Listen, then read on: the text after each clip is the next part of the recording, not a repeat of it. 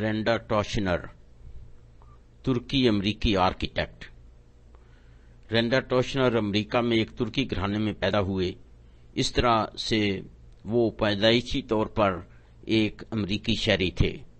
ان کے والد صاحب اور والدہ صاحبہ دونوں ڈاکٹر تھے اور وہ عرصہ دراز سے امریکہ میں مقیم تھے۔ دونوں بطور ڈاکٹر امریکی عوام کی خدمت کر رہے تھے۔ رینڈا صاحب کے والدین مسلمان تھے، اس لیے رینڈا صاحب کی پیدائش ایک مسلم گھرانے میں ہوئی، لیکن رینڈا صاحب اپنی ابتدائی زندگی میں اسلام سے بالکل بے بہرا تھے۔ جب وہ جوان ہوئے اور یونیورسٹی میں پہنچے تو پہلی بار اسلام سے متعارف ہوئے۔ ان کی کہانی ہمارے لیے بہت سبق آموز ہے۔ اس سے پہلے کہ میں یہ کہانی بیان کروں، ضروری سمجھتا ہوں کہ اس شہر میں مقیم ترکی معاشرہ کا سرسری ذکر کروں تاکہ آپ رینڈا صاحب کی زندگی کے نشیب و فراز کی وجوہات سمجھ سکیں۔ ڈیٹرائٹ امریکہ کی مشیگن ریاست کا ایک معروف شہر ہے۔ ترکی لوگ اس شہر میں تقریباً 60 سال پہلے آئے۔ اب ان کی تیسری نسل یہاں پروان چڑھ رہی ہے۔ ان ترکی احباب میں سے اکثر اعلیٰ تعلیم یافتہ اور غیر معمولی صلاحیتوں کے حامل تھے۔ بعض اعلیٰ ملازمتوں میں شریک ہوئے اور بعض کامیاب کاروبار چلا رہے ہیں۔ گویا ان کا تعلق گورنمنٹ کے اعلیٰ افسروں اور کاروباری دنیا کے کرتر دھرتا لوگوں سے ہے۔ میرا تعارف ان سے 1990 کے لگ بھگ ہوا۔ اس وقت میں مسجد توحید آف فارمنگٹن ہل کا امام تھا اور امام کے طور پر مجھے ترکی احباب کے چند افراد کی نماز جنازہ ادا کرنے کا اتفاق ہوا۔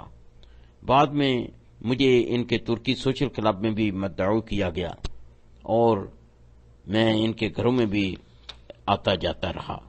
مجھے یہ دیکھ کر تعجب ہوا کہ ان میں سے بعض کنبے امریکی سوسائٹی میں بالکل گھل مل گئے ہیں۔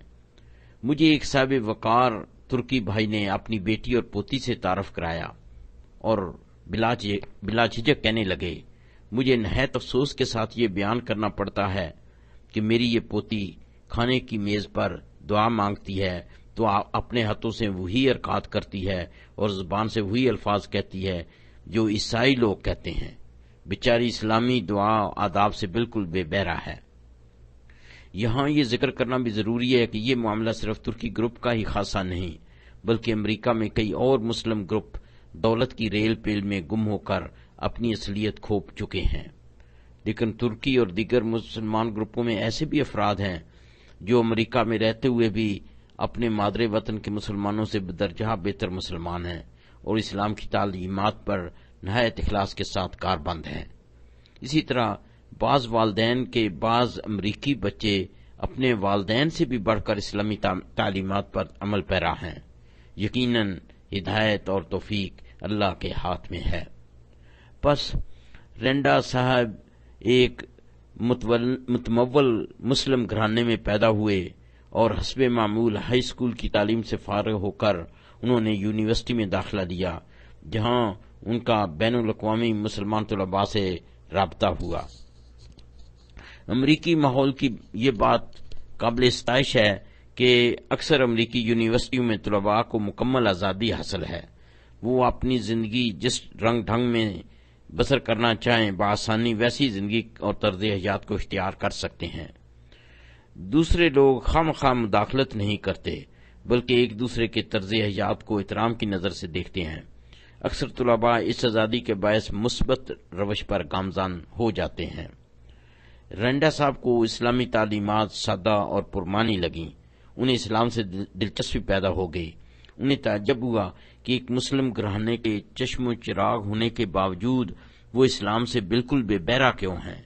اس کی تلافی کے لیے وہ ہر روز نہایت ذوق و شوق سے اسلام کی تعلیمات سیکھتے اور حسب استطاعت ان پر عمل کرتے۔ عمل کی مٹھاس سے ان کی تشنگی اور بڑھ جاتی اور اللہ تعالیٰ ان کی علم کی پیاس اور تربیت حاصل کرنے کی توفیق کو اور بھی بڑھا دیتے۔ یہاں یہ بات بھی قابل ذکر ہے کہ مغربی ممالک کی یونیورسٹیوں میں مسلم طلباء کا کردار بے مثال ہے۔ یہ طلباء نہایت اخلاص سے اپنے ساتھیوں میں اسلام کا چرچا کرتے ہیں اور اس کے نتائج بہت قابل تحسین ہیں۔ دراصل انہی طلباء کی دن رات کی کاوشوں کے باعث شہر شہر میں اسلام کی داغ بیل پڑی اور مساجد اور مدرسے قائم ہوئے، اور کئی اسلامی لیڈر ان یونیورسٹیوں میں تربیت پانے کے بعد منظر عام پر آئے اور اپنے اپنے علاقے میں اہم کردار ادا کر رہے ہیں۔ رنڈا صاحب دنیاوی تعلیم میں بھی بہت ممتاز تھے۔ انہوں نے آرکیٹیکٹ انجینئرنگ کی تعلیم حاصل کی، پھر امریکی لائسنس کا امتحان دیا۔ یہ دیکھنے میں آیا ہے کہ اکثر لوگ یہ امتحان 3 یا 4 کوششوں کے بعد پاس کرتے ہیں، لیکن رنڈا صاحب نے یہ امتحان پہلی بار ہی پاس کر لیا اور مشیگن ریاست کے شہر این آربر کے ایک بڑے ادارے میں کام کرنے لگے۔ بتدریج رنڈا صاحب نے اسلامی علم کے حصول میں خاصی ترقی کی، اس شہر کی مسجد سے بہت استفادہ کیا۔ اس دوران رنڈا صاحب کے والدین ریٹائر ہو کر واپس ترکی چلے گئے تاکہ باقی ماندہ زندگی مادر وطن میں گزاریں، لیکن رنڈا صاحب نے امریکہ میں ہی رہنا پسند کیا۔ انہیں این آربر شہر کی اسلامی فضا بہت پسند آئی۔ وہ اسلامی سرگرمیوں میں خوب بڑھ چڑھ کر حصہ لینے لگے۔ میں این آربر کی مسجد میں مہینہ میں ایک بار جمعہ کا خطبہ دیا کرتا تھا۔ میں نے تقریباً ہر بار رنڈا صاحب کو اذان دیتے دیکھا۔ مجھے یاد پڑتا ہے کہ ایک جمعہ کے خطبہ کے دوران میں نے حضرت یوسف علیہ السلام کا واقعہ بیان کیا اور یہ ذکر کیا کہ یوسف علیہ السلام کے بھائیوں نے یہ ثابت کرنے کے لیے کہ یوسف علیہ السلام کو ایک بھیڑیا کھا گیا ہے، یوسف علیہ السلام کی خون آلودہ قمیض اپنے والد کے پاس والد صاحب کو پیش کی۔ اسی طرح جب عزیز مصر کی بیوی نے یوسف علیہ السلام سے محبت کرنا چاہی تو یوسف علیہ السلام کی قمیض سے ثابت ہوا کہ عزیز کی بیوی جھوٹی ہے اور یوسف علیہ السلام پاک باز ہیں۔ کچھ عرصہ کے بعد یوسف علیہ السلام کی قمیض کے ذریعے آپ کے والد صاحب کی کھوئی بینائی بھی واپس آئے۔ اس کے بعد میں نے ذکر کیا کہ اگر یوسف علیہ السلام کی قمیض سے ایسے معجزے صادر ہو سکتے ہیں تو اس شخص کا کیا کہنا جو یہ قمیض پہنتے تھے۔ رنڈا صاحب کو یہ بات بہت پسند آئی۔ جمعہ کی نماز کے بعد جب میں گھر پہنچا تو انہوں نے مجھ سے فون پر پوچھا کہ کیا یہ تمہارے اپنے خیالات ہیں؟ میں نے انہیں بتایا کہ ہرگز نہیں، کیونکہ میں کوئی عالم فاضل نہیں کہ قرآن پاک کی تفسیر خود کروں۔ میں ہر بات مستند تفسیروں کے حوالے سے بیان کرتا ہوں۔ اسلامی تعلیمات رنڈا صاحب کے دل و دماغ میں سرایت کر گئیں، جیسا کہ ان کے لباس اور چال ڈھال سے بھی واضح تھا۔ آپ امریکی ماحول میں بھی ہر وقت اسلامی لباس زیب تن رکھتے۔ اسلامی ترکی لباس ان کے جسم پر خوب بھلا لگتا۔ وہ امریکی فرم کام کے دوران بھی یہی لباس استعمال کرتے۔ ایک دن میں نے ان سے استفسار کیا کہ کیا آپ کی فرم آپ کے اس لباس پر اعتراض تو نہیں کرتی، کیونکہ آپ ان کے کام کاج کے سلسلہ میں ان کی کئی جگہ نمائندگی کرتے ہیں۔ رنڈا صاحب کہنے لگے کہ فرم کے مالک کو مجھے اسی لباس میں قبول کرنا ہوگا۔ میں محض ملازمت کی خاطر اپنی اصلیت نہیں بدلوں گا۔ میں نے پھر پوچھا کہ کیا بعض لوگ آپ کے ساتھ کام کاج کے سلسلہ میں اسلامی لباس کی وجہ سے تعصب سے تو پیش نہیں آتے؟ رنڈا صاحب نے برجستہ فرمایا کہ یہ ان کی ذاتی مشکلات ہیں، میں ان کی پسندیدگی یا تعصب کی پرواہ نہیں کرتا۔ مجھے ذاتی طور پر رنڈا صاحب کا لباس بہت شریفانہ اور باروق لگتا، یہاں تک کہ ایک دن میں نے ان سے درخواست کی کہ مجھے بھی ترکی طرز کا امامہ باندھنا سکھائیں۔ ان کا صرف ظاہر و باطنی اسلامی نہ تھا، بلکہ آپ اپنا فارغ وقت اسلام کی تبلیغ و اشاعت میں صرف کرتے۔ وہ اس ریاست کی مختلف جیلوں کے قیدیوں کو ہر ہفتے تبلیغ کرتے۔ ان جیلوں میں ان کے تجربات بہت مثبت تھے۔ ان کا خیال تھا کہ ان قیدیوں کو مخصوص اسلامی لٹریچر چاہیے، چنانچہ انہوں نے کئی کتابچے اپنے قلم سے تیار کیے اور اپنے ہی خرچ سے انہیں شائع بھی کیا۔ انہوں نے اشاعت سے پہلے ان کی اصلاح کے لیے مجھے دیا۔ میں نے ان کتابچوں کو تعلیم و تربیت کے لیے بہت موزوں اور مؤثر پایا۔ اکثر جیلوں کا فاصلہ شہروں سے بہت زیادہ ہوتا ہے، وہاں آمد و رفت کے لیے خاصا وقت درکار ہوتا ہے۔ اس کے علاوہ ایک ایک قیدی کو بھی نہایت صبر اور تحمل مزاجی سے دعوت دی جاتی ہے۔ اس طرح تقریباً نصف یا پورا دن ہی صرف ہو جاتا ہے۔ رنڈا صاحب ہر ہفتے نئے جوش و خروش سے دعوت و تبلیغ کے لیے روانہ ہوتے اور ان سرگرمیوں سے بہت ہی مطمئن ہو کر لوٹتے۔ اللہ تعالی ہی جانتے ہیں کہ ان کی دعوت سے کتنے لوگ مسلمان ہوئے اور کتنے نئے مسلمانوں کے ایمان کو تقویت پہنچی۔ رینڈا صاحب نے فارمنگٹن ہل بستی کی مسجد بنانے میں بہت نمایاں حصہ لیا۔ اس مسجد کی زمین تقریباً 2.5 ایکڑ ہے۔ انہوں نے مسجد اور کاروں کی پارکنگ کے لیے مختلف نقشے تیار کیے۔ موجودہ مسجد اور پارکنگ انہی کے نقشوں کے مطابق تعمیر کی گئی۔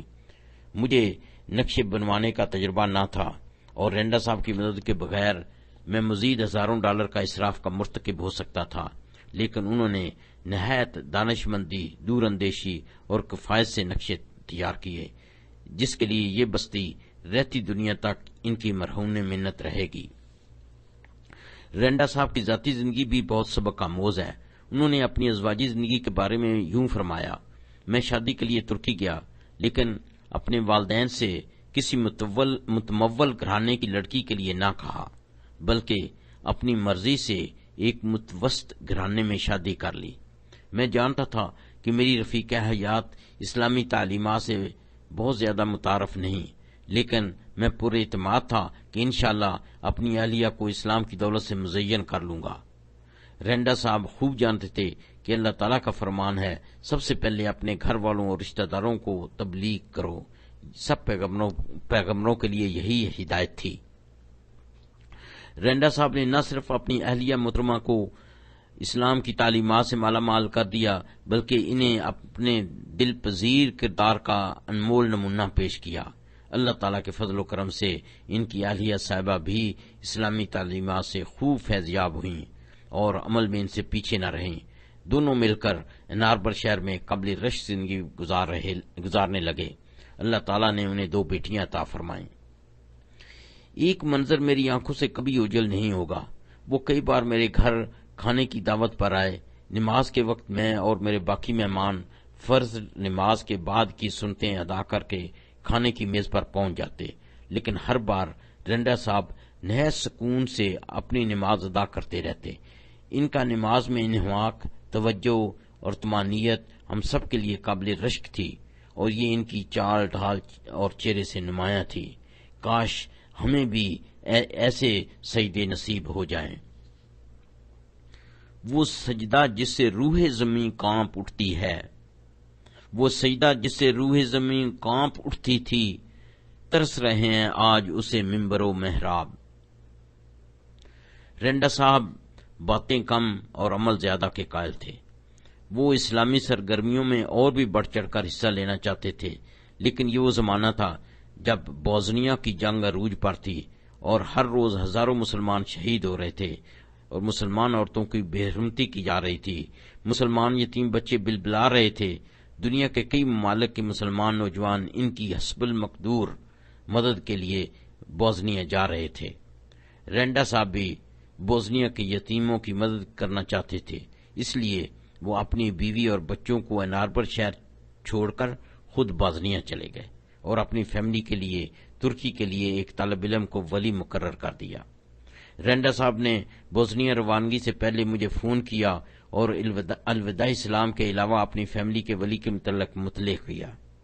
انہوں نے بہت سکون اور اطمینان سے بات کی اور میں نے ان کے ارادے میں بہت پختگی پائی۔